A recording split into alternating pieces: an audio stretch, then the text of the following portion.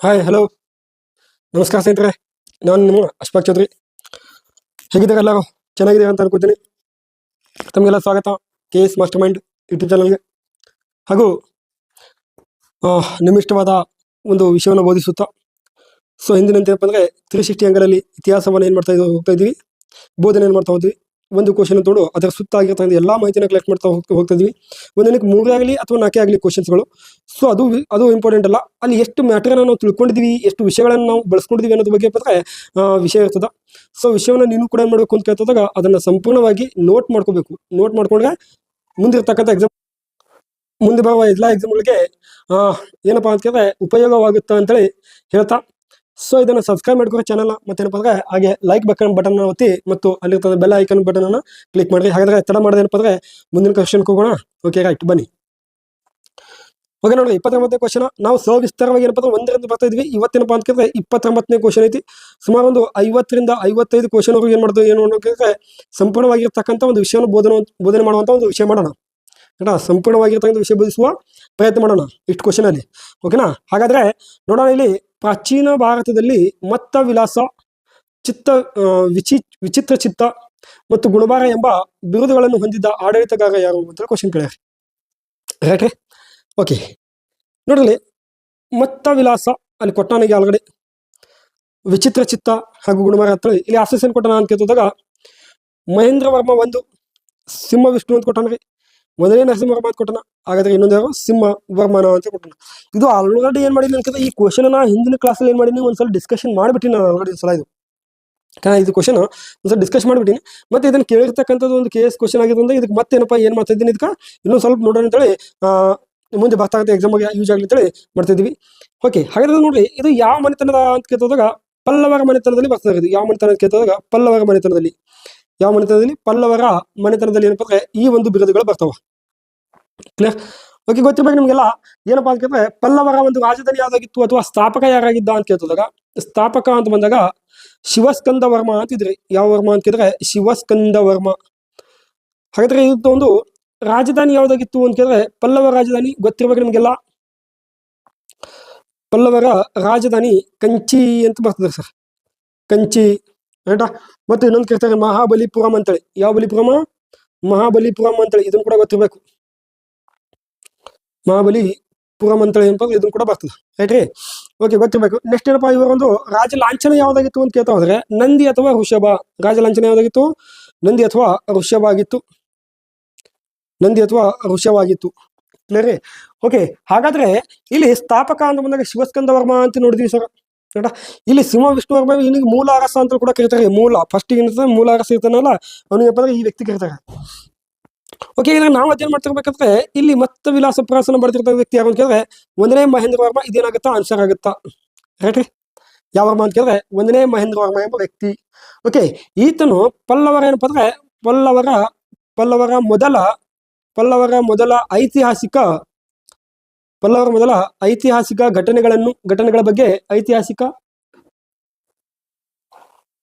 ಘಟನೆಗಳ ಬಗ್ಗೆ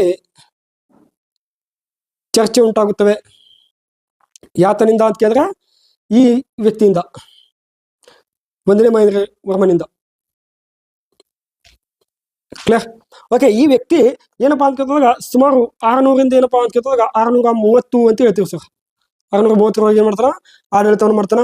ಹಾಗಾದ್ರೆ ಇದು ಏನಪ್ಪಾ ಅಂತ ಕೇಳಿದಾಗ ಇಲ್ಲಿ ಇರ್ತಕ್ಕಂಥದ್ದು ಪಲ್ಲವ ಈ ವ್ಯಕ್ತಿ ಹೆಸರು. ಮತ್ತೆ ಇನ್ನೊಂದು ಗೊತ್ತಿರ್ಬೇಕು, ಇವನು ಮೊದಲು ಏನಾಗಿದ್ದ ಅಂತ ಕೇಳಿದಾಗ ಜೈನ ಆಗಿದ್ದ ಸರ್. ಇವನು ಮೊದಲು ಯಾವ ವಂಶಕ್ಕೆ ಸೇರಿದ ಅಂತ ಕೇಳಿದಾಗ ನೆಕ್ಸ್ಟ್ ನೋಡ್ರಿ, ಇವನು ಮೊದಲು ಯಾವ ವಂಶಕ್ಕೆ ಸೇರಿದ ಅಂತ ಕೇಳಿದ್ರೆ ಜೈನ ಪಂಥಕ್ಕೆ ಸೇರಿದ ವ್ಯಕ್ತಿ ಸರ್. ಯಾವ ಪಂಥಕ್ಕೆ ಅಂತ ಕೇಳಿದ್ರೆ ಜೈನ ಪಂಥಕ್ಕೆ ಸೇರಿದ ವ್ಯಕ್ತಿ. ಈ ವ್ಯಕ್ತಿಗಳು ಎಲ್ಲಿ ಅಂದ್ರೆ ಪಲ್ಲವರು ಎಲ್ಲಿ ಆಡಳಿತ ಮಾಡ್ತಿದ್ರು ಅಂತ ಕೇಳಿದಾಗ ಉತ್ತರ ಭಾರತದಲ್ಲಿ ಆಡಳಿತ ಮಾಡ್ತಿದ್ರು. ಯಾವ ಭಾರತದಲ್ಲಿ ಅಂತ ಕೇಳಿದ್ರೆ ಉತ್ತರ ಭಾರತದಲ್ಲಿ. ಇದೇ ಸಂದರ್ಭದಲ್ಲಿ ದಕ್ಷಿಣ ಭಾರತದಲ್ಲಿ ಯಾರು ಆಡಳಿತ ಮಾಡ್ತಿರು ಅಂತ ಕೇಳಿದಾಗ ದಕ್ಷಿಣ ಭಾರತದಲ್ಲಿ ಇಮ್ಮಡಿ ಪುಲಕೇಶಿ ಅಥವಾ ಬಾದಾಮಿ ಚಾಲುಕ್ಯರು ಆಳ್ವಿಕೆ ಮಾಡ್ತಿದ್ರು. ಯಾರು? ಬಾದಾಮಿ ಚಾಲುಕ್ಯರು ಆಳ್ವಿಕೆ ಮಾಡ್ತಿದ್ರು. ಓಕೆ, ಹಾಗಾದ್ರೆ ಗೊತ್ತಿರ್ಬೇಕು, ಯಾವಾಗ ಈ ವ್ಯಕ್ತಿ ಏನಿರ್ತಾನ ಮೊದಲು ಜೈನ ಪಂಥಕ್ಕೆ ಇದ್ದಿರ್ತಾನೆ. ನಂತರ ಏನ್ ಮಾಡ್ತಾನ ಅಂತ ಕೇಳಿದ್ರೆ ಶೈವ ಪಂಥಕ್ಕೆ ಹೋಗ್ತಾನೆ. ಯಾವ ಪಂಥಕ್ಕೆ ಹೋಗ್ತಾನೆ? ಶೈವ ಪಂಥಕ್ಕೆ ಹೋಗ್ತಾನೆ ಸರ್. ಗೊತ್ತಿರ್ಬೇಕು. ಯಾವಾಗ ಈತನು ಶೈವ ಪಂಥಕ್ಕೆ ಹೋಗ್ತಾನೋ ಶೈವ ಪಂಥಕ್ಕ ಹೋಗಿರ್ತಾನಲ್ಲ, ಸೊ ಇವನು ಶೈವ ಪಂಥಕ್ಕೆ ಹೋದಾಗ ಇಲ್ಲಿ ಯಾವಾಗ ಶೈವ ಪಂಥಕ್ಕೆ ಅವಾಗ ಏನಾಗ್ತದೆ ಕೇಳಿದ್ರೆ ಬಾದಾಮಿ ಚಾಲುಕ್ಯರಿಗೂ ಮತ್ತು ಇವ್ರಿಗೆ ಏನು ಸ್ಟಾರ್ಟ್ ಆಗ್ತದ, ಯುದ್ಧ ಸ್ಟಾರ್ಟ್ ಆಗ್ತದೆ. ರೈಟಾ? ಯಾಕಂದ್ರೆ ಬಾದಾಮಿ ಚಾಲುಕ್ಯರು ಇವ್ರೇನಾಗಿದ್ರು ಅಂತ ಕೇಳಿದ್ರೆ ವೈಷ್ಣವರಾಗಿದ್ದರು. ಹಾಗಾಗಿ ಇವರಿಬ್ಬರು ಮಧ್ಯ ಏನಪ್ಪ ಜಗಳ ಸ್ಟಾರ್ಟ್ ಆಗ್ತದ ಅಂತ ಬರ್ತದೆ. ಓಕೆ, ಇವರಿಬ್ಬರು ಮಧ್ಯ ಅಂದ್ರೆ ಅಲ್ಲಿ ಇದೇ ಕಾಲದಲ್ಲಿ ಏನಾಗ್ತದ, ಬಾದಾಮಿ ಚಾಲುಕ್ಯರಿಗೂ ಮತ್ತು ಪಲ್ಲವರಿಗೂ ಒಂದ್ ಏನ್ ಸ್ಟಾರ್ಟ್ ಆಗ್ತದೆ ಅಂತ ಕೇಳಿದ್ರೆ ಯುದ್ಧಗಳು, ಜಗಳಗಳು, ಏನಪ್ಪ ಅಂದ್ರೆ ಕಚ್ಚಾಟಗಳು ಸ್ಟಾರ್ಟ್ ಆಗ್ಬಿಡ್ತವೆ. ಕ್ಲಿಯರಾ? ಓಕೆ, ಇನ್ನೊಂದು ಗೊತ್ತಿರ್ಬೇಕು ಏನಪ್ಪಾ ಅಂತ ಕೇಳಿದಾಗ ಈ ವ್ಯಕ್ತಿ ಬರೆದಿರ್ತಕ್ಕಂಥ ಒಂದಿಷ್ಟು ಕೃತಿಗಳು, ಅದು ಬಿರುದುಗಳು ಕೂಡ ನೋಡೋಣ. ಸ್ವಲ್ಪ ಬಿರುದು ನೋಡೋಣ. ಈತನ ಬಿರುದುಗಳು ಅಂತ ಬಂದಾಗ ಆಗಳೇ ನೋಡಿದ್ರಿ ನೀವು, ಮತ್ತ ವಿಲಾಸ ಪ್ರಹಸನ ಅಂತ ಬರ್ತದ. ಮತ್ತ ವಿಲಾಸ ಪ್ರಹಸನ, ಮತ್ತ ವಿಲಾಸ ಅಂತ ಇಷ್ಟೇ, ಪ್ರಹಸನ ಅನ್ನೋದು ಕೃತಿ ಬರ್ತದೆ ಎಂದು. ಎರಡನೇದು ಯಾವ್ದು ಅಂತ ಕೇಳಿದ್ರೆ ಗುಣಭಾಗ ಅಂತ ಒಂದು ಬರ್ತದ. ಓಕೆನಾ? ಮೂರನೇದು ವಿಚಿತ್ರ ಅಂತ ಬರ್ತದ. ಓಕೆ, ನಾಲ್ಕನೇದು ಅವನಿ ಭೋಜ ಅಂತ ಬರ್ತದೆ. ಯಾವ ಭೋಜ ಅಂತ ಕೇಳಿದ್ರೆ ಅವನಿ ಭೋಜ. ಸೊ ಗೊತ್ತಿರ್ಬೇಕು ಈ ಎಲ್ಲ ಏನಪ್ಪ ಈತನ ಬಿರುದುಗಳು ಇರ್ತವೆ. ಇನ್ನೊಂದಿಷ್ಟು ಈತನ ಕೃತಿಗಳು ಒಂದಿಷ್ಟು ಇರ್ತಾವ್ರಿ. ಈತನ ಕೃತಿಗಳು ಅಂತ ಬಂದಾಗ ಒಂದು ಗೊತ್ತಿರ್ಬೇಕು, ಮತ್ತ ವಿಲಾಸ ಪ್ರಹಸನ. ಮತ್ತ ವಿಲಾಸ ಪ್ರಹಸನ ಅಂತ ಅಂತದ್ದು, ಮತ್ತ ವಿಲಾಸ ಪ್ರಹಸನ ಅಂತ ಅಂತದ್ದು ಗೊತ್ತಿರ್ಬೇಕು. ರೈಟ್ರಿ? ಇನ್ನೊಂದು ಗೊತ್ತಿರ್ಬೇಕು, ಈ ಮತ್ತ ವಿಲಾಸ ಪ್ರಹಸನ ಏನೇನು ಒಳಗೊಂಡದ ಅಂತ ಕೇಳಿದಾಗ ಒಂದು ಇದರಲ್ಲಿ ಬರ್ತಾ ನೋಡಿ ಸಪ್ಪ ಮತ್ತೆ ನೆನಪಿರ್ಬೇಕು. ಒಂದು ಜೈನ ಪಂಥ, ಇನ್ನೊಂದು ಪಾರ್ಶ್ವಪಂಥ, ಸೊ ಇನ್ನೊಂದು ಯಾವುದು ಕೇಳಿದ್ರೆ ಕಪಾಲಿಕ ಪಂಥ ಅಂತ. ಇದು ಯಾವುದು ಒಳಗೊಂಡದ? ಮತ್ತ ವಿಲಾಸ ಪ್ರಹಸನ ಎಂಬ ಕೃತಿ ಒಳಗೊಂಡದ ಹೆಸರ ಗೊತ್ತಿರ್ಬೇಕು. ರೈಟಾ? ಹಾಗಾದ್ರೆ ನೋಡಿಲಿ ಇನ್ನೊಂದು ಗೊತ್ತಿರ್ಬೇಕು, ಈ ಪಾರ್ಶ್ವಪಂಥ ಏನದಲ್ಲ ಇದರಲ್ಲಿ ಎರಡು ಬರ್ತಾವ. ಪಾರ್ಶ್ವಪಂಥ ಎರಡು ಹೇಳ್ತದ. ಏನಪ್ಪಾ ಅಂತ ಕೇಳಿದ್ರೆ ಬೌದ್ಧ ಭಿಕ್ಷುಕಗಳ ಒಂದು ನಡವಳಿಕೆ ಬಗ್ಗೆ ಹೇಳ್ತಾರೆ. ಬೌದ್ಧ ಬಿಕ್ಕುಗಳ ಅಂತ ಕರಿತಾರೆ ಅವ್ರಿಗೆ. ಬೌದ್ಧ ಬಿಕ್ಕುಗಳ ನಡವಳಿಕೆ ಬಗ್ಗೆ ಯಾವ್ದು ಹೇಳ್ತದ್ರಿ? ಪಾರ್ಶ್ವಪಂಥ. ಓಕೆನಾ? ಇನ್ನೊಂದೇನು ಹೇಳ್ತದ ಅಂತ ಕೇಳಿದ್ರೆ ಇದೇ ಒಂದು ಪಂಥ ಏನ್ ಹೇಳ್ತದ, ಬೌದ್ಧ ಭಿಕ್ಷುಕರ ನಂಬಿಕೆ ಬಗ್ಗೆ ಹೇಳ್ತಾರೆ. ಬೌದ್ಧ ಬಿಕ್ಕುಗಳ ನಂಬಿಕೆ ಬಗ್ಗೆ ಕೂಡ ಹೇಳ್ತದ. ನಂಬಿಕೆ ಬಗ್ಗೆ ಕೂಡ ಏನ್ ಮಾಡ್ತದ, ಇದನ್ನ ಹೇಳ್ತದೆ. ಇದನ್ನು ಕೂಡ ಗೊತ್ತಿರಬೇಕು. ಹಾಗಾದ್ರೆ ಈತನ ಇನ್ನೊಂದು ಎರಡನೇ ಕೃತಿ ಯಾವುದು ಅಂತ ಕೇಳಿದಾಗ ಭಗವದುಚ್ಚಕಿಯ ಅಂತ ಒಂದು ಕೃತಿ ಬರ್ತದೆ. ಭಗವದುಚ್ಚಕಿಯ ಅಂತ ಏನ್ ಮಾಡ್ತದ, ಕೃತಿಯನ್ನು ಬರ್ತಿದ. ಓಕೆನಾ? ಓಕೆ, ಇನ್ನೊಂದು ಗೊತ್ತಿರಬೇಕು, ಈತ ನಿರ್ಮಿಸಿದ ನಗರಗಳು ಅಂತ ಬಂದಾಗ ಗೊತ್ತಿರಬೇಕು, ಮಹೇಂದ್ರವಾಡಿ ಮತ್ತು ಮಹೇಂದ್ರ ಮಂಗಲ ಅಂತ ಬರ್ತದೆ ಸರ್. ಕ್ಲಿಯರೇ? ಓಕೆ, ಹಾಗಾದ್ರೆ ಗೊತ್ತಿರಬೇಕು ಇದು ಯಾರ ಬಗ್ಗೆ ಅಂತ ಕೇಳ್ತೋದಾಗ ಈ ವ್ಯಕ್ತಿ ಬಗ್ಗೆ. ಇನ್ನು ಇನ್ನೊಂದು ಗೊತ್ತಿರಬೇಕು, ಈತನ ಹಸ್ತದಲ್ಲಿ ರುದ್ರಾಚಾರ್ಯ ಎಂಬ ಏನಿದ್ದ ಸಾಹಿತ್ಯ ಕೂಡ ಇದ್ದಾರೆ ಸರ್. ಈತನ ಹಸ್ತದಲ್ಲಿ ಯಾರಿದ್ದ? ರುದ್ರಾಚಾರ್ಯ ಎಂಬ ಏನಿದ್ದ ಸಾಹಿತ್ಯ ಕೂಡ ಆಗಿದ್ದ. ಎಲ್ಲಿದ್ದ? ಈ ಆಸನದಾಗ ಇದ್ದ ಅನ್ನೋದು ಕೂಡ ಏನಿರ್ಬೇಕು, ಗೊತ್ತಿರಬೇಕು. ಸೊ ಇಲ್ಲಿ ಇರ್ತಕ್ಕಂಥ ವ್ಯಕ್ತಿ ಅಪ್ಪ ಈತನ ಮಗ ಇರ್ತಾನೆ. ಮುಂದಿನ ಪತ್ರ 1ನೇ ನರಸಿಂಹವರ್ಮ ಅಂತ ಬಂದಿರ್ತಾನೆ. ಯಾವ ವರ್ಮ ಅಂತ ಕೇಳಿದ್ರೆ 1ನೇ ನರಸಿಂಹವರ್ಮ ಅಂತ ಬಂದಿರ್ತಾನೆ.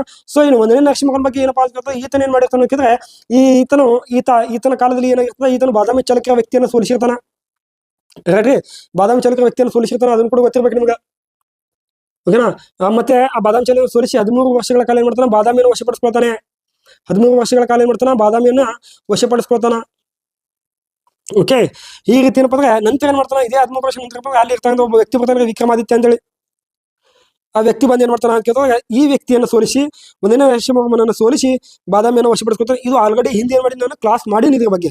1ನೇ ನರಸಿಂಹವರ್ಮನ ಬಗ್ಗೆ ಮಾಡೀನಿ, ಕ್ಲಾಸ್ ಮಾಡೀನಿ ಅಂತ ಬರ್ತದ. ಇನ್ನು ಸಿಂಹ ವಿಷ್ಣುವರ್ಮ ಇವನು ಕೂಡ ಏನಪ್ಪ ಪಲ್ಲವರ ಅರಸ. ಬಟ್ ಈತನ ಬಗ್ಗೆ ಯಾವುದೇ ರೀತಿಯ ಒಂದು ಏನಿಲ್ಲ ದಾಖಲೆಗಳು ಇಲ್ಲ. ಯಾವುದೇ ರೀತಿಯ ಈತನ ದಾಖಲೆಗಳು ಕಂಡು ಬಂದಿಲ್ಲ ಅಂತದ್ದು. ಓಕೆ ನೋಡ್ರಿ, ಇಲ್ಲಿ ನಾವೇನ್ ನೋಡ್ತೀವಿ ಅಂತಂದ್ರೆ ಸ್ವಲ್ಪ ಪಲ್ಲವರ ಒಂದು 5 ನಿಮಿಷ ಪಲ್ಲವರ ಕಲೆ ಮತ್ತು ವಾಸ್ತುಶಿಲ್ಪ ಬಹಳ ಕೇಳ್ತಾರೆ. ಹೌದಲ್ಲ? ಕಲೆ ಮತ್ತು ವಾಸ್ತುಶಿಲ್ಪ ಅಂತ ವಾಸ್ತುಶಿಲ್ಪ ಇದ್ರ ಬಗ್ಗೆ ಕ್ವಶನ್ ತೆಗಿಬೇಕಾಗಿತ್ತು. ಇರ್ಲಿ, ಕಲೆ ಮತ್ತು ವಾಸ್ತುಶಿಲ್ಪ ಇಲ್ಲೇ ಹೇಳ್ಬಿಡ್ತೀವಿ ನೋಡ್ರಿ. ಸೊ ಕಂಚಿಯನ್ನು ಏನು ಕರಿತಾರ ಅಂತ ಕೇಳಿದಾಗ ಕಂಚಿಯನ್ನು ಏನು ಕರಿತಾರ ಅಂತ ಕೇಳಿದಾಗ ವಾಸ್ತುಶಿಲ್ಪದ ಕಲೆ ಮತ್ತು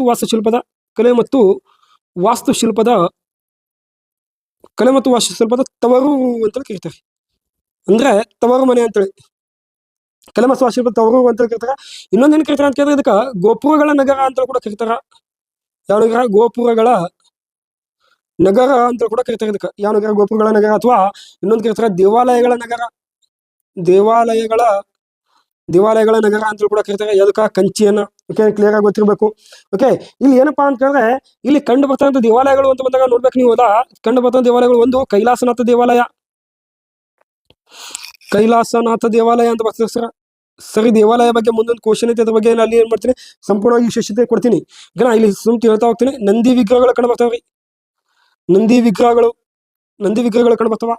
ಓಕೆನಾ, ಇನ್ನೊಂದು ಗೊತ್ತಿರ್ಬೇಕು, ವೈಕುಂಠಪುರಂ ದೇವಾಲಯಗಳು ಕಂಡು ಬರ್ತಾವ. ವೈಕುಂಠಪುರಂ ದೇವಾಲಯಗಳು ಕೂಡ ಕಂಡು ಬರ್ತಾವ. ಯಾಕಂತ ಹೇಳ್ತಾ ಇದ್ದೀನಿ ಅಂದ್ರೆ ಅತಿ ಹೆಚ್ಚಾಗಿ ಏನ್ ಮಾಡ್ತಾನೆ ಪಲ್ಲವರ ಒಂದು ವಾಸ್ತುಶಿಲ್ಪದ ಬಗ್ಗೆ ಕೂಡ ಕೇಳ್ತಾ ಇರ್ತಾನೆ. ರೈಟಾ? ಓಕೆನಾ, ಇವ್ರು ಏನ್ ಮಾಡಿದ್ರು ಅಂದ್ರೆ ಇನ್ನೊಂದು ವಿಷಯ ಗೊತ್ತಿರ್ಬೇಕು. ಇವ್ರು ಪಲ್ಲವರ ಏನ್ ಮಾಡ್ತಿದ್ರು ಅಂತ ಕೇಳಿದ್ರೆ ಕಂಚಿಯನ್ನ 3 ಭಾಗವಾಗಿ ಮಾಡಿದ್ರು. ಎಷ್ಟು ಭಾಗ ಅಂತ ಕೇಳಿದ್ರೆ 3 ಭಾಗವಾಗಿ ಮಾಡಿದ್ರು. ಸೊ ಒಂದಿನಪ್ಪ ಅಂತ ಕೇಳಿದ್ರೆ ಒಂದು ಕಂಚಿ ಏನಾಗಿತ್ತು ಅಂತ ಕೇಳಿದ್ರೆ, ಒಂದು ಕಂಚಿ ಅಂತ ಬಂದಾಗ ದೊಡ್ಡ ಕಂಚಿ ಅಂತ ಇರ್ತಿದ್ರು. ಯಾವ ಕಂಚಿ ಅಂತ ಕೇಳಿದ್ರೆ ದೊಡ್ಡ ಕಂಚಿ. ಒಂದು ಕಂಚಿ ಯಾವುದು? ದೊಡ್ಡ ಕಂಚಿ. ಸೊ ಎರಡನೇದು ಯಾವುದು ಅಂತ ಕೇಳಿದ್ರೆ ಸಣ್ಣ ಕಂಚಿ ಅಥವಾ ಚಿಕ್ಕ ಕಂಚಿ, ಸಣ್ಣ ಕಂಚಿ ಅಂತಿತ್ತು. ಸೊ ಮೂರನೇದು ಯಾವ್ದು ಅಂತ ಕೇಳಿದ್ರೆ ಜೈನ ಕಂಚಿ ಅಂತಿತ್ತು. ಯಾವ ಕಂಚಿ? ಜೈನ ಕಂಚಿ ಅಂತೇಳಿ ಇತ್ತು. ಕ್ಲಿಯರ್ ಆಗಿ ಗೊತ್ತಿರಬೇಕು. ಕ್ಲಿಯರ್? ಓಕೆ, ಇಲ್ಲಿ ಏನಾಗ್ತಿತ್ತು ಅಂತ ಕೇಳಿದಾಗ ಇಲ್ಲಿ ನೋಡಿ, ಈ ದೊಡ್ಡ ಕಂಚಿ ಏನಪ್ಪ ಅಂದ್ರೆ ಇದು ಶವಕಂಚಿ ಅಥವಾ ಇದು ಶಿವಕಂಚಿ ಅಂತ ಕರಿತಿದ್ರು. ಯಾವ ಕಂಚಿ? ಶಿವಕಂಚಿ ಅಂತ ಕರಿತಿದ್ರು. ಯಾಕಪ್ಪ ಅಂತ ಕೇಳ್ತೋದಾಗ ಇಲ್ಲಿ ಏನಪ್ಪಾ ಅಂದ್ರೆ 18 ಶಿವ ದೇವಾಲಯಗಳು ಕಂಡು ಬರ್ತೀವಿ. ಯಾವ 18 ಶಿವ ದೇವಾಲಯಗಳು ಏನ್ ಮಾಡ್ತೀವಿ ಕಂಡು ಬರ್ತೀವಿ. ಇದಕ್ಕ ಶಿವಕಂಚಿ ಅಂತ ಕೂಡ ಕರಿತಿದ್ರು.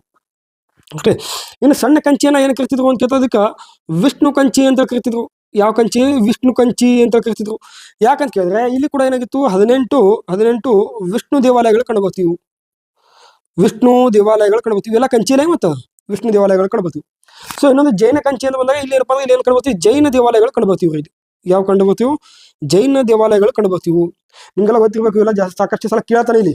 ಓಕೆನಾ, ಇಲ್ಲಿ ಇನ್ನೊಂದು ವಿಷಯ ಗೊತ್ತಿರ್ಬೇಕು. ತ್ರಿಬಂದಿ ದೇವಾಲಯ ಅಂತ ಹೇಳ್ತಾರೆ ಇವಲ್ಲಿ. ಯಾವ ಭಂಗಿ ಅಂತ ಕೇಳಿದ್ರೆ ಕಂಚಿಯಲ್ಲಿ, ಪಲ್ಲವರ ಕಂಚಿಯಲ್ಲಿ ಅಂತಂದ್ರೆ ತ್ರಿಭಂಗಿ ದೇವಾಲಯಗಳು ಅಂತ ಹೇಳ್ತಾರೆ. ಏನಪ್ಪಾ ತ್ರಿಭಂಗಿ ದೇವಾಲಯಗಳು ಅಂದ್ರೆ ಸೊ ಬರ್ಕೋಬೇಕು. ಒಂದೇನಪ್ಪ ಅಂತ ವಿಷ್ಣು ನಿಂತಂತೆ. ಯಾಕೆ ಇದ್ರ ಬಗ್ಗೆ ಹೆಂಗೆ ಹೇಳ್ತಾ ಇದ್ದೀನಿ ಅಂತ ಕೇಳಿದ್ರೆ ಮುಂದೆ ಹೇಳಿಕೆ ರೂಪದಲ್ಲಿ ಕೇಳಿದ್ರು ಕೂಡ ಸಂಪೂರ್ಣವಾಗಿ ಗೊತ್ತಿರಬೇಕು. ಓಕೆ, ವಿಷ್ಣು ಕುಳಿತಂತೆ. ಓಕೆ, ವಿಷ್ಣು ಮಲಗಿದಂತೆ.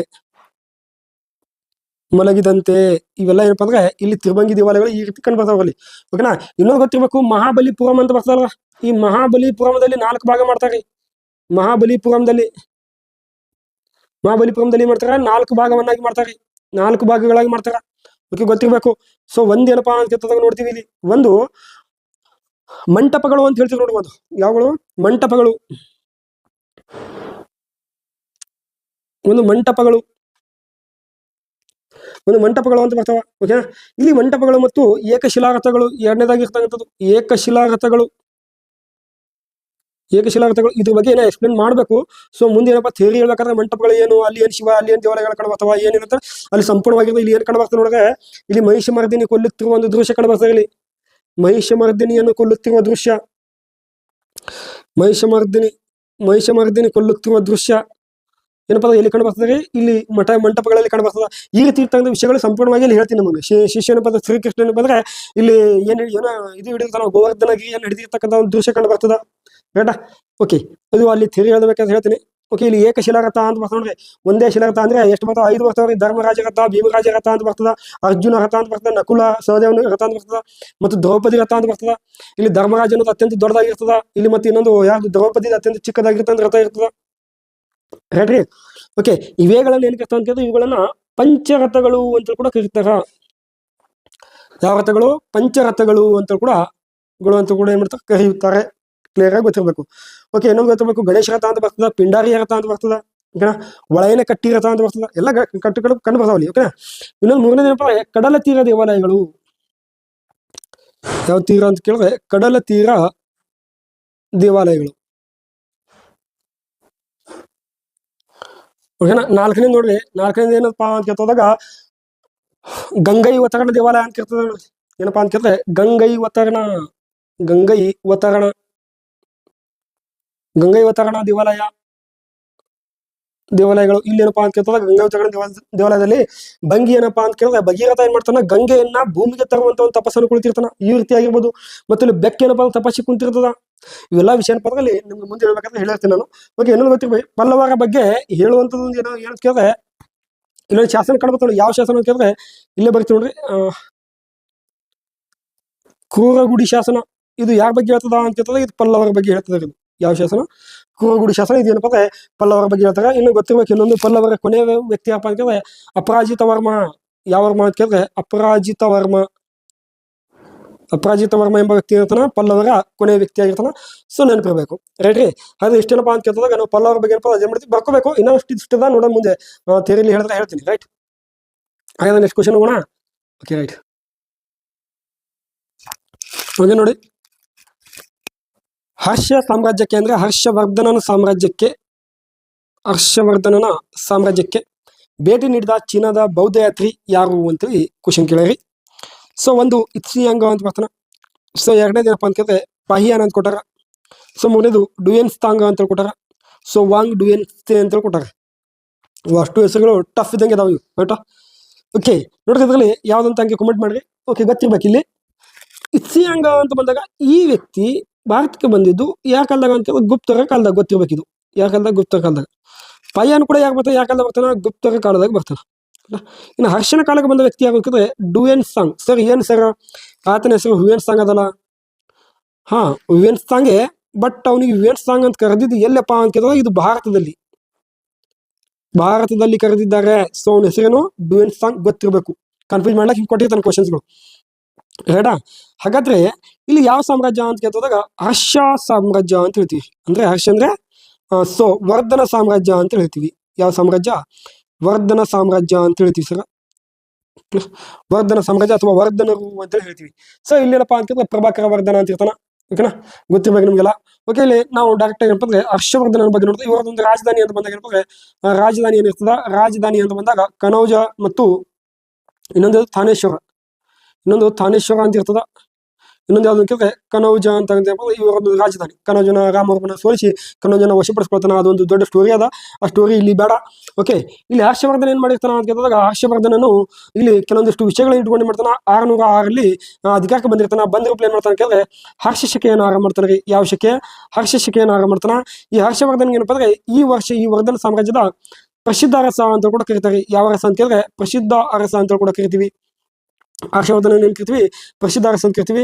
ಈತನ ಕಾಲದಲ್ಲಿ ಏನಪ್ಪ 630 ಏನಾಗಿತ್ತು ಹೋಗಿದ್ರೆ ಈ ಡುಯೆನ್ಸಾಂಗ್ ಏನ್ ಮಾಡಿದ? ಭಾರತಕ್ಕೆ ಬಂದಿದ್ದ. ಗೊತ್ತಿರ್ಬೇಕು, ರೈಟ್. ಭೇಟಿಯನ್ನು ನೀಡಿದ ಅಂತ ಹೇಳ್ತೀವಿ. ಹಾಗಾದ್ರೆ ಗೊತ್ತಿರ್ಬೇಕು ಈ ಹುಯೆನ್ಸಾಂಗ ಏನೈತಲ್ಲ, ಹುಯೆನ್ಸಾಂಗ ಅಂತ ಕರಿತೀವಿ ಸರ್. ಈ ಹುಯೆನ್ಸಾಂಗ ಈತನ ಇನ್ನೊಂದು ಹೆಸರು ಕೂಡ ಏನಂತ ಕೇಳಿದ್ರೆ ಯವನ್ ಯಾಂಗ್ ಚಾಂಗ್ ಅಂತೇಳಿ, ರೈಟಾ. ಯುವನ್ ಯಾಂಗ್ ಚಾಂಗ್ ಅಂತೇಳಿ ಇದೊಂದು ಹೆಸರು ಐತಿ. ಓಕೆ, ಇನಿಗೆ ಏನ್ ಕರಿತಾರ ಅಂತ ಕೇಳಿದ್ರೆ ಇದನ್ಗೆ ಚೀನಿ ಯಾತ್ರಿಕ ಅಂತ ಕರಿತಾರೆ. ಇದನ್ಗೆ ಚೀನಿ ಯಾತ್ರಿಕ. ಸೊ ಗೊತ್ತಿರ್ಬೇಕು ಈ ವ್ಯಕ್ತಿ 6 ವರ್ಷಗಳಲ್ಲಿ ಏನ್ ಮಾಡಿದ ಅಂತ ಕೇಳಿದ್ರೆ 6 ವರ್ಷನವನಾಗಿದ್ದ. ಅವಾಗ ಏನ್ ಮಾಡ್ತಾನ? ಬೌದ್ಧ ಧರ್ಮವನ್ನು ಸ್ವೀಕಾರ ಮಾಡ್ತಾನೆ. ಬೌದ್ಧ ಧರ್ಮವನ್ನು ಸ್ವೀಕಾರ ಮಾಡಿ ತನ್ನ ಜೀವನವನ್ನು ಬಿಟ್ಟು ಏನ್ ಮಾಡ್ತಾನ? ಬೌದ್ಧ ಧರ್ಮದ ಒಂದು ಬೌದ್ಧ ಧರ್ಮದ ಭಿಕ್ಷುಕನಾಗಿ ಅಥವಾ ಬೌದ್ಧ ಧರ್ಮದ ಸನ್ಯಾಸಿನಾಗಿ ಏನ್ ಮಾಡ್ತಾನ? ಜೀವನ ಇಡೀ ಏನಪ್ಪ ಅಂದ್ರೆ ತಿರುಗಾಡ್ತಾನೆ ರೀ. ಅದಾಗ ಈತನಿಗೆ ಏನು ಕರಿತಾರೆ ಅಂತ ಕೇಳ್ತಾ ಹೋದಾಗ ಪ್ರವಾಸಿಗರ ರಾಜ ಅಂತ ಕರಿತಾರ. ಪ್ರವಾಸಿಗರ ರಾಜ ಅಂತ ಕೂಡ ಕರಿತಾರೆ ಈತನಿಗೆ. ಅಂದ್ರೆ ಎಲ್ಲ ಕಡೆಗೆ ತಿರುಗಾಡ್ತಿದ್ದ, ಅವನು ಎಲ್ಲಿ ಬಿಡ್ತಿದ್ದಿಲ್ಲ, ರೈಟಾ. ಅದೇ ಸಮಯದಲ್ಲಿ 630 ಏನ್ ಮಾಡಿದ? ಭಾರತಕ್ಕೆ ಬಂದಿದ್ದ. ಭಾರತಕ್ಕೆ ಬಂದಾಗ ಭಾರತದಲ್ಲಿ ಏನಿತ್ತು ಅಂತ ಕೇಳಿದಾಗ ಇಲ್ಲಿ ನಳಂದಾ ವಿಶ್ವವಿದ್ಯಾಲಯ ಅಂತ ನೋಡ್ರಿ. ಭಾರತದಲ್ಲಿ ಏನಿತ್ತು? ನಳಂದಾ ವಿಶ್ವವಿದ್ಯಾಲಯ. ಸೊ ಭಾರತದಲ್ಲಿ ನಿರ್ಮಾಣವಾಗಿರ್ತಕ್ಕಂಥ ಮೊಟ್ಟ ಮೊದಲ ವಿದ್ಯಾಲಯ ಯಾವುದು ಅಂತ ಕೇಳಿದ್ರೆ ನಳಂದಾ ವಿಶ್ವವಿದ್ಯಾಲಯ. ನಳಂದಾ ವಿಶ್ವವಿದ್ಯಾಲಯವನ್ನು ನಿರ್ಮಿಸಿದವರು ಯಾರಪ್ಪ ಅಂತ ಕೇಳಿದ್ರೆ ಗುಪ್ತರ ಕುಮಾರಗುಪ್ತ ಎಂಬ ವ್ಯಕ್ತಿ ಇದ್ದ. ಯಾವ ಗುಪ್ತ? ಕುಮಾರಗುಪ್ತ ಅಂತ ವ್ಯಕ್ತಿ ಇದ್ದ. ಸೊ 1ನೇ ಕುಮಾರಗುಪ್ತ ಅಂತ ಕೂಡ ಕರಿತಾರೆ ಇದನ್ಗೆ. ಈ ವ್ಯಕ್ತಿ ಏನ್ ಮಾಡಿದ ಅಂತ ನಳಂದಾ ವಿಶ್ವವಿದ್ಯಾಲಯ ಏನ್ ಮಾಡಿದ? ನಿರ್ಮಿಸಿದ, ರೈಟ್ ರೀ. ಈ ವ್ಯಕ್ತಿ ಇದನ್ನ ನಿರ್ಮಿಸಿದ.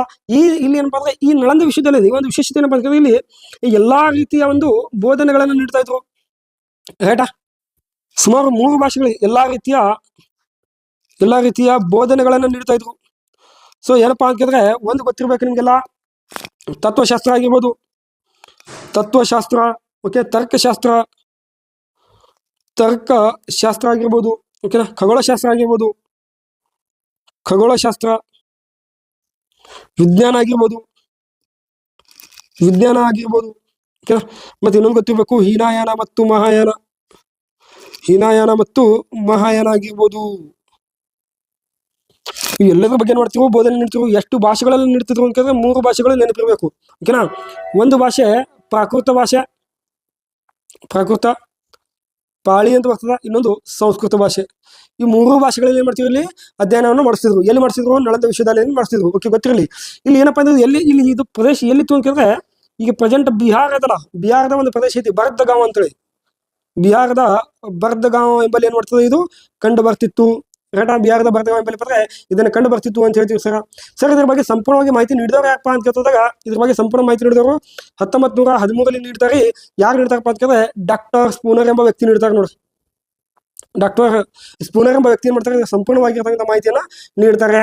ಸೊ ಇದು ಇನ್ನೊಂದು ಫಸ್ಟ್ ಮೊದಲೇ ಬಾರಿ ಸಂಶೋಧನೆ ಮಾಡಿದ ವ್ಯಕ್ತಿ ಯಾಕಪ್ಪ ಅಂತ ಕೇಳಿದ್ರೆ ಬ್ರಿಟಿಷ್ ವ್ಯಕ್ತಿ. ಯಾರಪ್ಪ ಅಂತ ಕೇಳಿದಾಗ ಅಲೆಕ್ಸಾಂಡರ್ ಕನ್ನಿಂಗ್ಹ್ಯಾಮ್ ಎಂಬ ವ್ಯಕ್ತಿ ಬರ್ತಾರೆ. ಅಲೆಕ್ಸಾಂಡರ್ ಕನ್ನಿಂಗ್ಹ್ಯಾಮ್ ಎಂಬ ವ್ಯಕ್ತಿ ಬರ್ತಾನೆ. ಈ ವ್ಯಕ್ತಿ ಏನ್ ಮಾಡ್ತಾನೆ ಅಂತ ಕೇಳಿದ್ರೆ ಮೊಟ್ಟ ಮೊದಲ ಬಾರಿ ಇದ್ರ ಬಗ್ಗೆ ಸಂಶೋಧನೆಯನ್ನು ಮಾಡ್ತಾನೆ. ಹಾಗಾದ್ರೆ ಇವನ್ ಎಷ್ಟು ರೆಡಿ ಮಾಡಿದ ಅಂತ ಕೇಳಿದ್ರೆ 1875ರಲ್ಲಿ ಅಂತ ಹೇಳ್ತಾರೆ. 1875ರಲ್ಲಿ ಮಾಡಿದ. ಹೇಳ್ರಿ. ಓಕೆ, ಇಲ್ಲೆಲ್ಲ ಇದು ಮಾಡ್ತಿರು. ಇಲ್ಲಿ ಸುಮಾರು ಏನಪ್ಪಾ ಅಂತ ಕೇಳಿದಾಗ 1,000ಕ್ಕಿಂತ ಹೆಚ್ಚು, ಎಷ್ಟು 1,000 10,000ಕ್ಕಿಂತ ಹೆಚ್ಚು ಏನಿದ್ರು ಅಂತ ಕೇಳಿದಾಗ ಇಲ್ಲಿ ವಿದ್ಯಾರ್ಥಿಗಳಿದ್ರು. ಮತ್ತು 1500 ಅಷ್ಟು ಏನಿದ್ರು, 1500 ಅಷ್ಟು ಏನಿದ್ರು ಅಂತ ಕೇಳಿದ್ರೆ ಪ್ರಾಧ್ಯಾಪಕರು 1500 ಏನಾಗಿದ್ರು, ಪ್ರಾಧ್ಯಾಪಕರಾಗಿದ್ರು ಅಂತ ಹೇಳ್ತೀವಿ. ಇನ್ನೊಂದು ಗೊತ್ತಿರ್ಬೇಕು, ಇಲ್ಲಿ 300 ಕೊಠಡಿಗಳನ್ನು ಹೊಂದಿತ್ತು. ಎಷ್ಟು? 300 ಕೊಠಡಿಗಳು ಏನಪ್ಪಾ ಅಂದ್ರೆ ಇದು ಹೊಂದಿತ್ತು. 300 ಕೊಠಡಿಗಳು ಹೊಂದಿತ್ತು. ವಿಶ್ವವಿದ್ಯಾಲಯ ಮಧ್ಯಭಾಗದಲ್ಲಿ ಏನಾಗಿತ್ತು ಅಂತ ಕೇಳಿದ್ರೆ ಮಧ್ಯಭಾಗದಲ್ಲಿ 80 ಅಡಿ ಉದ್ದ ಆಗಿರ್ತಕ್ಕಂಥ ಬುದ್ಧನ ವಿಗ್ರಹ ಇತ್ತು ನೋಡ್ರಿ. ಬುದ್ಧನ ವಿಗ್ರಹ ಇತ್ತು. ಸೊ ಇಲ್ಲಿ ಬರ್ತಾ ಇದ್ದ ವ್ಯಕ್ತಿಗಳಪ್ಪ ಅಂದ್ರೆ ಅಫ್ಘಾನಿಸ್ತಾನದಿಂದ ಆಗಿರ್ಬೋದು, ಮತ್ತು ಪಾಕಿಸ್ತಾನದಿಂದ ಆಗಿರ್ಬೋದು, ಮತ್ತೆ ಪಾಕಿಸ್ತಾನ ನಮ್ಮ ಕಡೆ ಇತ್ತು, ಜರ್ಮನಿ ಆಗಿರ್ಬೋದು, ಬೇರೆ ಬೇರೆ ದೇಶಗಳಿಂದ ಹಲವಾರು ವ್ಯಕ್ತಿಗಳಪ್ಪ ಇಲ್ಲಿ ಏನ್ ಮಾಡಕ್ ಬರ್ತಿದ್ರು, ಅಧ್ಯಯನವನ್ನು ಮಾಡಕ್ ಬರ್ತಿದ್ರು. ಎಲ್ಲಿ ಅಂತ ವಿಶ್ವವಿದ್ಯಾಲಯದಲ್ಲಿ ಮೊಟ್ಟ ಮೊದಲ ಬಾರಿ ಜಗತ್ತಿನ ಮೊಟ್ಟ ಮೊದಲ ವಸತಿ ಸಹಿತ ವಿದ್ಯಾಲಯವಾಗಿರ್ತಕ್ಕಂಥದ್ದು ಯಾವುದು ಅಂತಂದ್ರೆ ನಳಂದ ವಿಶ್ವವಿದ್ಯಾಲಯ ಆಗಿರ್ತಕ್ಕಂಥದ್ದು. ಗೊತ್ತಿರಬೇಕಿಲ್ಲ ನಿಮ್ಗೆ. ಓಕೆನಾ. ಇಲ್ಲಿ ಏನಪ್ಪಾ ಅಂತಂದ್ರೆ ಈ ವಿಶ್ವವಿದ್ಯಾಲಯಕ್ಕೆ ಚೀನಾ ಆಗಿರ್ಬೋದು, ನೇಪಾಳ ಆಗಿರ್ಬೋದು, ಜಪಾನ್ ಆಗಿರ್ಬೋದು ಎಲ್ಲಾ ಕಡೆದ ವ್ಯಕ್ತಿಗಳು ಕೂಡ ಓದಕ್ ಬರ್ತಿದ್ರು ಇಲ್ಲಿ. ಓಕೆನಾ. ಉತ್ತರ ಕೊರಿಯಾ ಮತ್ತೆ ಹೇಳ್ತಾರೆ, ಕೆಲವೊಂದು ಇತಿಹಾಸಕಾರ ಹೇಳ್ತಾರ ಉತ್ತರ ಕೊರಿಯಾದಿಂದ ಕೂಡ ಏನ್ ಮಾಡ್ತಿದ್ರು, ಜನ ಬರ್ತಿದ್ರು ಅಂತ ಹೇಳ್ತಾರ. ಕ್ಲಿಯರಾ? ಓಕೆ, ಇನ್ನೊಂದು ಗೊತ್ತಬೇಕು, ಇದರ ಮೊದಲ ಕುಲಪತಿ ಯಾರು ಅಂತ ಕೇಳ್ತಾನೆ. ಇದರ ಮೊದಲ ಕುಲಪತಿ ಯಾರಪ್ಪ ಅಂತ ಕೇಳ್ತಾಗ ಗೊತ್ತಿರುವಾಗ ನಿಮ್ಗೆಲ್ಲ ಶೀಲಭದ್ರ ಅಂತ ಹೇಳ್ತೀವಿ ಸರ್. ಮೊದಲ ಕುಲಪತಿ ಶೀಲಭದ್ರ, ಮೊದಲ ಕುಲಪತಿ. ಸೊ ಈತನಿಗೆ ಇನ್ನೊಂದೇನು ಕರಿತೀವಿ ಅಂತ ಕೇಳಿದ್ರೆ ನಡೆದಾಡುವ ಗ್ರಂಥಾಲಯ ಅಂತೇಳಿ ಯಾರಿಗೆ ಕರಿತೀವಿ ಅಂತ ಕೇಳ್ತಾಗ ಅಂಬೇಡ್ಕರ್ ಅವ್ನ ಕರಿತೀವಿ. ಬಟ್ ಇವ್ರಿಗೆ ಏನ್ ಕರಿತೀವಿ ಅಂತ ಕೇಳಿದ್ರೆ ನಡೆದಾಡುವ ವಿಶ್ವವಿದ್ಯಾಲಯ ಅಂತ ಕರಿತೀವಿ ಇವ್ರಿಗೆ. ನಡೆದಾಡುವ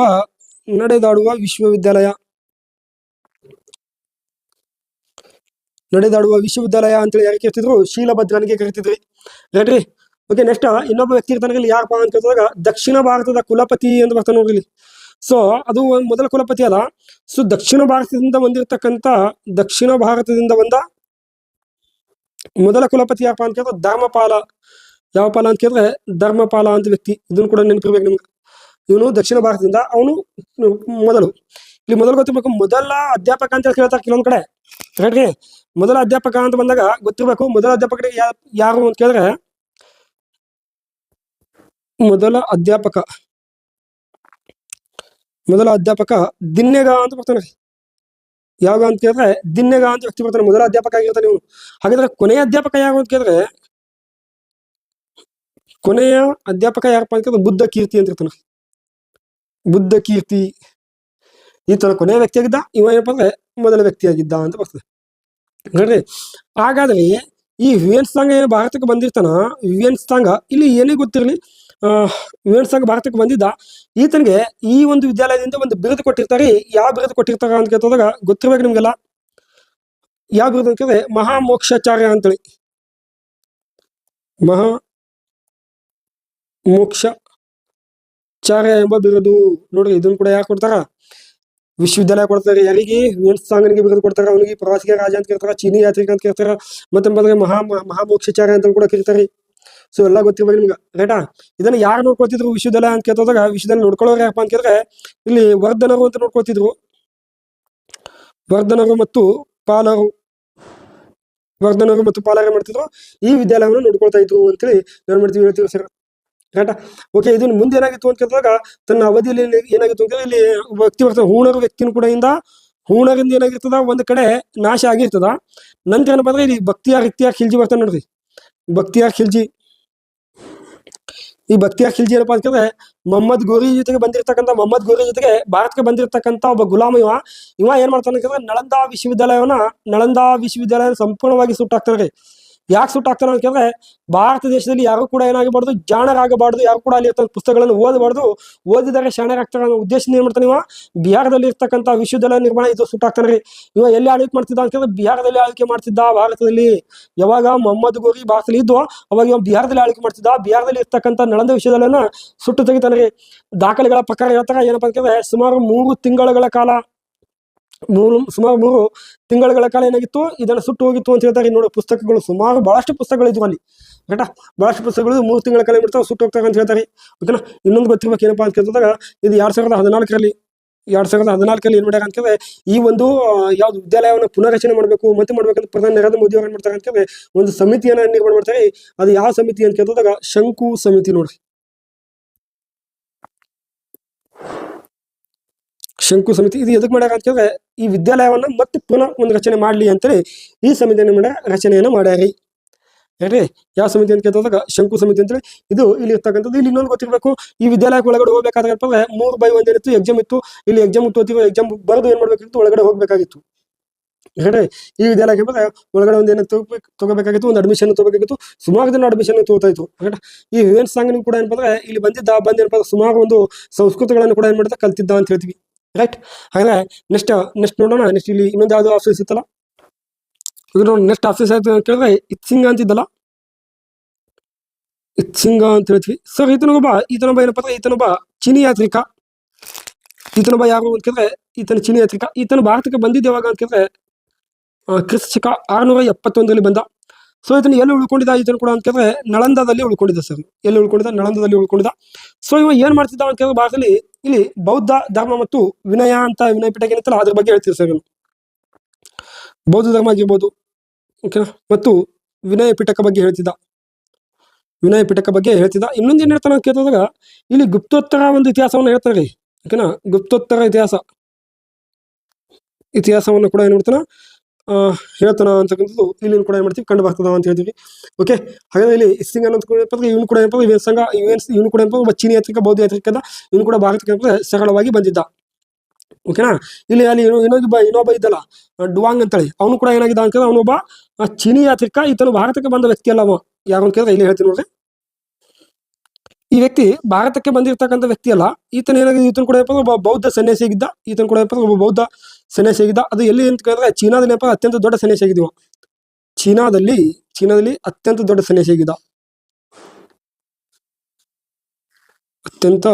ಸನ್ಯಾಸಿಯಾಗಿದ್ದ. ಕ್ಲಿಯರ್?